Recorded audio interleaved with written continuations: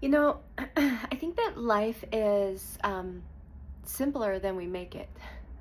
I think we complicate things to allow ourselves to have, to validate our stuckness sometimes.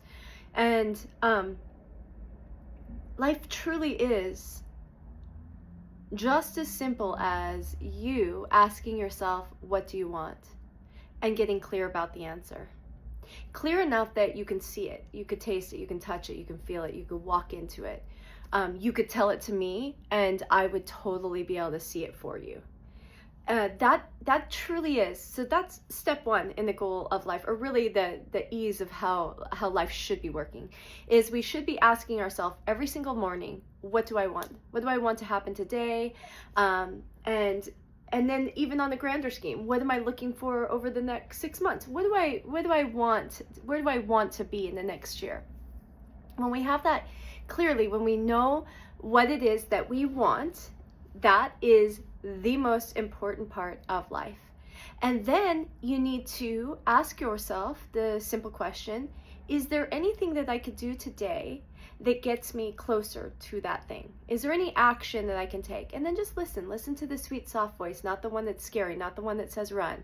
Listen to that voice. And if there is an action, take the action. If there isn't an action, please take the time. Take the time. Maybe it's because you didn't really get clear about what it is that you want quite yet. So the action can't show up because you're not 100% sure about the destination. So you might want to sit back with step one. And sometimes there really is just divine timing. And so we just need to be patient. So if that step does arrive though, if you're like, yeah, I know exactly what I need to do, then you gotta do it. And you have to walk boldly towards it.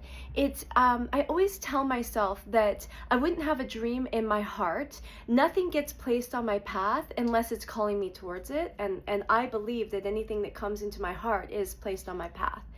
And so it's calling me towards it. And it would not call me towards it without also giving me everything that I need along the way to get me there complete and whole. So I just need to boldly step, and I will know that everything will show up. That is important. But what happens is, once we get a dream, now we have to defeat the enemies. And this is something that you were born without these enemies. You've actually invited them into your consciousness, or they've been given to you by the people around you. They shared these wonderful, wonderful enemies. And so the enemies that we have are enemies that live in our consciousness, and they show up in our world too, but they live first in our consciousness. I call them the enemies, but in Buddhism, they're called the 5 hindrances. And these are the things that show up on your path. So it's like we have this clear vision. I always think of Ganesha. This is Ganesha right here. And Ganesha, he is the one who knows your Dharma, right? He helps you step onto he clears all the obstacles and gets you straight ahead. And the obstacles, though, we think are things that live outside of us, and that's not true. The obstacles live inside of us. They live in our consciousness. So the 5 hindrances, enemies, obstacles, whatever you want to call them, are doubt. So you'll have the dream, and then you'll have that little, that thing that says, I was boldly walking towards it. I was excited. And then here comes doubt. Yeah, but, and it pulls you over here, right? Entertain this for a moment. Entertain this doubt. Let me take away some of that excitement. And I'm not saying that we shouldn't look at the doubt, right? Oftentimes, if you don't look at the doubt and you pretend it's not there, it's still there, and it still has a power. The only way we can diminish its power is by looking at it, answering to it in some capacity, and then that way you free yourself.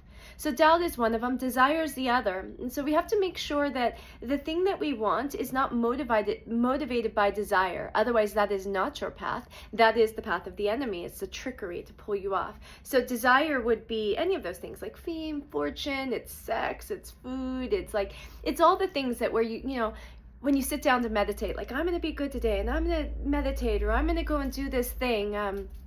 I'm going to go work out. I'm going to do something positive for myself. And then here comes that desire, right? The hot guy that calls you up and says, hey, come and meet me here, let's have a drink, or whatever it is that shows up to pull you off of that path. This is, again, the trickery, right? But sometimes we can even confuse that thing that emerged within us that as our divine calling, when actually it's desire. That's the tricky thing.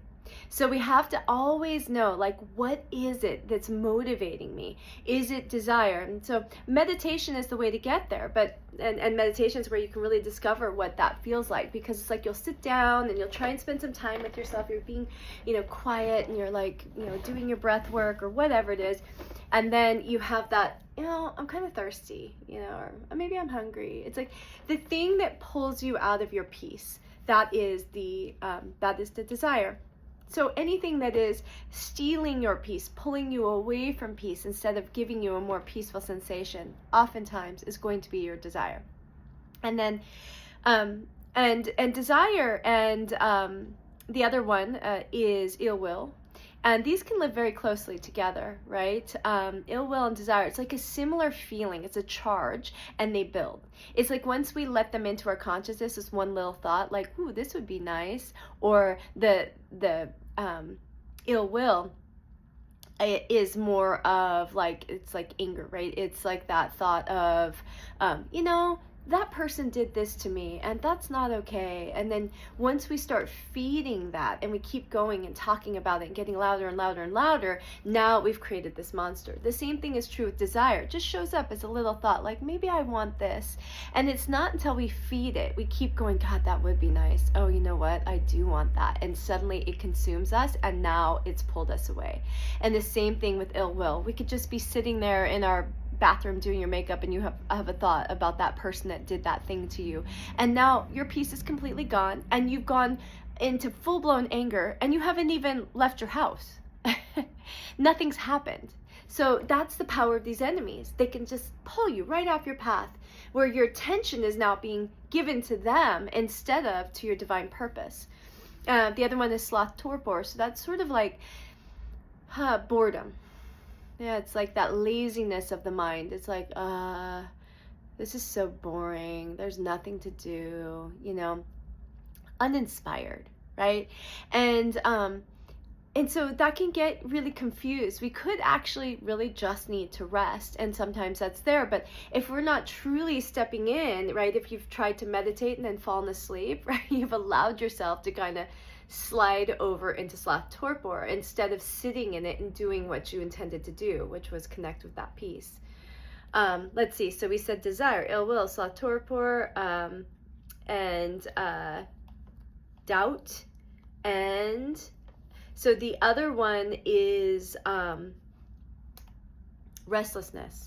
It's like trying to think of the words, like agitated, but it's restlessness. It's like that I can't sit still. I've got energy, and so I'm distracted constantly. I'm not able to just sit and be there. And so these are your 5 enemies on your path.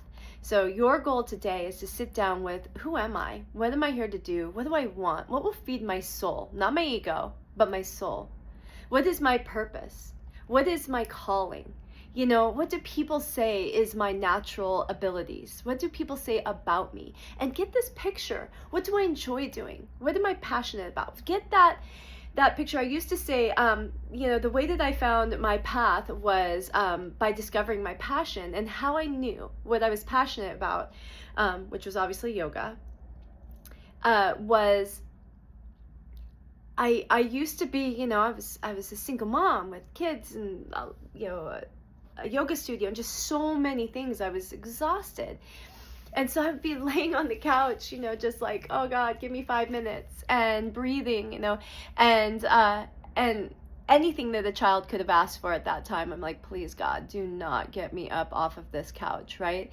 And then one of my kids would go, hey Mom, how do you do that one pose where you were like, you go upside down and you blah, blah, blah. And I'd immediately jump up from the couch like, this one? And so I just knew anytime anybody asked me about, I could be in a like a dull state of mind, very like lethargic. And if somebody asked me about yoga, I would fly. If I heard it anywhere, a conversation about yoga, I'm like over there and energized. So I was like, this is something I'm passionate about. This is something that speaks to my soul. It feeds me with energy. So I hope you find that. I hope you can find that thing for you, that thing that feeds you, because there is something there. There's a unique purpose that you have to serve, and I can't wait until you show it to the world.